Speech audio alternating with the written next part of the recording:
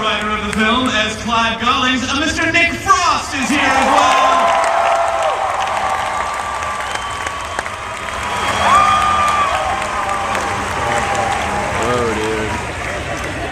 Playing the character of Zoil is Mr. Jason Bateman is here.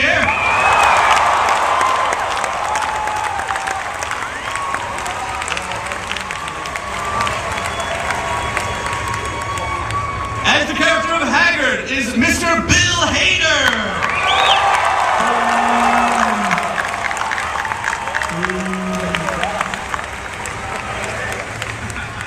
All right, guys, you ready for your next? What are you throwing out? You ready for next? Ladies and gentlemen, Miss Sigourney Weaver.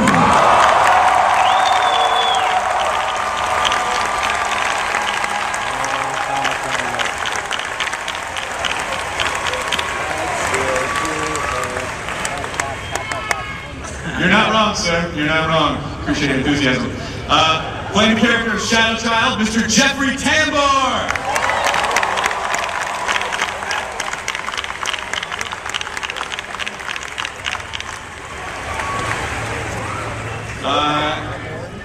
The next actor plays the character of O'Reilly. I've known him for many years. Maybe you've heard of The State, Mr. Joe Latrulio.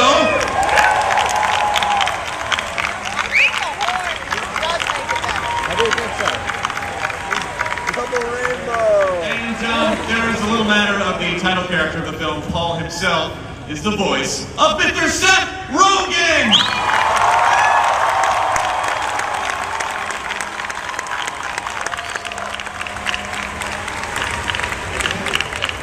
Guys, you're hot. You're hot. Seth, I don't know if you're aware of this. You're hot. You're hot. According to this lady right here. This is insane. I mean, I can't even believe I'm on the stage with all of these amazing performers. I just want to start with Simon and Nick. You know, where did the idea come from to do this film? Well, we were shooting a little film called Shaun of the Dead. I'm really glad you cheered then, because it would have been really embarrassing if you just... Cheap gang. Well, I just try to get some applause. We were shooting in the garden. We were doing the scene in Shaun of the Dead when we're throwing records at zombies, and the weather was so bad, the weather was so erratic that Naira Park, our producer, said, can't we shoot something somewhere that's sunny the whole time? So Nick and I just spitballed this idea of an alien, and there was a desert, and there was this and that. And then 7 years later, here we are. So is this the first film that you and Nick have actually written together? You didn't write the other ones? Well, we've written, this is the first film we've written together, but we've written lots of weird sketches and sitcoms which kind of got commissioned and then never got commissioned and we never did them. But this was the first thing that we saw through to the end. Yeah. To the climax, if you will. That's something that I was reading in the 900-page press kit, was that you guys actually you took a trip across the United States just to see what was out there, you know, when you were preparing for the film. So what was that trip like? Yeah, we did. We did a road trip. We did the journey that's in the film from sort of California down to where did we end up? Wyoming. Yeah. And because we felt like we wanted to get to know America, and if we wanted to write about it, we had to know it. So we did the tour in an RV and had an incredible adventure. And a lot of what happened to us on that trip is in the film, including meeting an alien. That's pretty sweet. The thing about doing a road trip in America as well in an RV is you draw the route that you'd like to take on a big map, and it doesn't look that far. And then after you've been driving for 10 hours the first day, and you realise you've kind of gone a centimetre, you realise that you kind of have to think about moving your flights because it just takes so long to travel across America. It's a big country. Sure that! You don't realize it, because you think there are hundreds of millions of people in America, and then you just get to these stretches where there's nothing. Well, we went like a whole day and didn't see a single soul. We saw one old woman on crutches hitchhiking. That was it, in like hundreds and hundreds of miles. Did you offer her a ride? No, we didn't. Oh, no. No, we didn't. So how did you get Greg Matola on board? He was available. Navigator Tommy Wiseau. We saw Superbad and we loved the way that Greg directed it. And you know, comedy isn't just about pointing a camera at funny people. There needs to be humor within the direction. And Greg just framed that film so beautifully that we decided it was the man for us. No. Greg, do you have any? I'm having trouble. Can you guys hear each other? It's like there's no monitors on stage. Yes. I can't. If I'm not responding like I can hear you, it's because I can't hear you very well. If there are monitors on stage, now would be a good time to do that in front of 4,000 people, so we can hear each other. Greg, do you have any? So when you first got on board, like what was your take? Well, I was already a huge fan. I mean, if I ever could make a movie as perfect as Shaun of the Dead, I'd retire. That's why I haven't retired. Yeah, Simon and I had a meeting. He had been shooting all night long, finished a movie. It was the day that Superbad was opening. I was very nervous, he was very tired, and he told me the premise for the film. They hadn't even finished the script yet, and I begged him to consider me. And they were nice enough to send it to me a few months later. Yeah.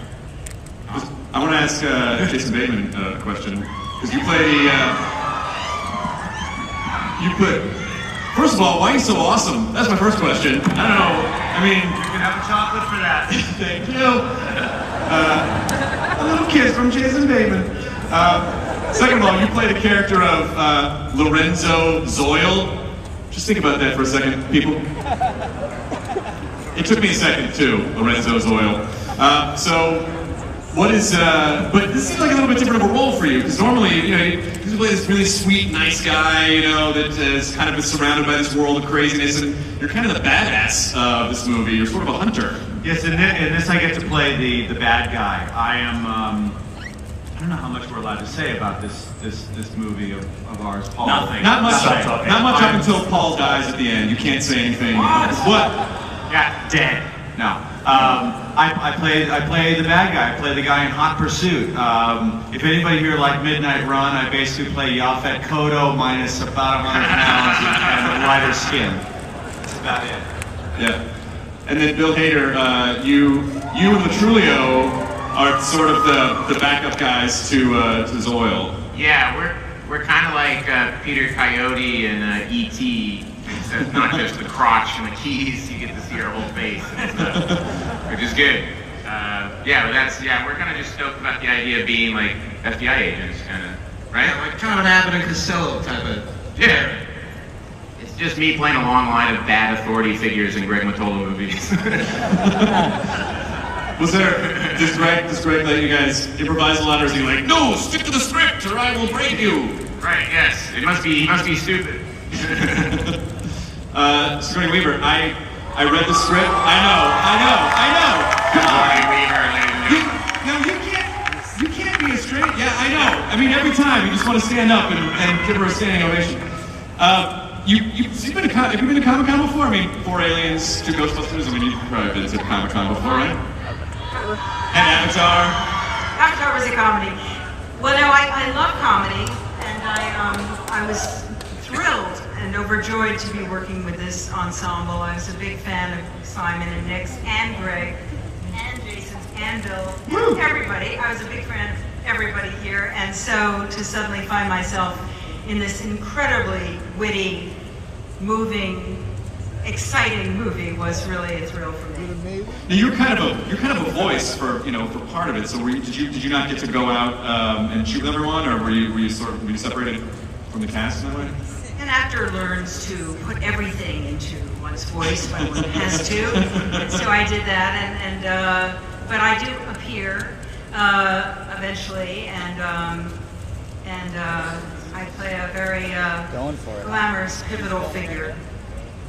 Kind of a badass, I think. I hope so. Yeah, no, seriously. That's what I was going for. Jeffrey Tambor,